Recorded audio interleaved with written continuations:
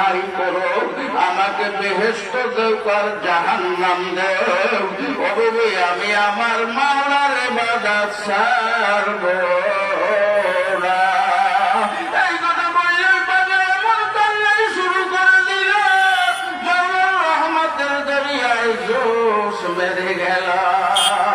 এখন মাওলা ওই পাগলাকে মাওলার কুদরতে কোলে নিয়ে ওই মাওলার জীবনের গুনাহ মাওলায় মাফ করে বন্ধু হিসাবে কবুল করবেন। এবার গায়েব থেকে আমার মাওলা বলছিলেন, এ বুড়া, এ গুনাহগার, তুমি যখন আমি মাওলার দুয়ার সারলাইলে, আমি মাওলার ইবাদত ছাড়লে না, আমি দয়ার মাওলা তোমার জীবনের সব গুনাহ মাফ করে দিলাম। কাজে আমার মাওলার দরবারে খাস তওবা করা আর মাওলাকে ধরার মতো ধরা।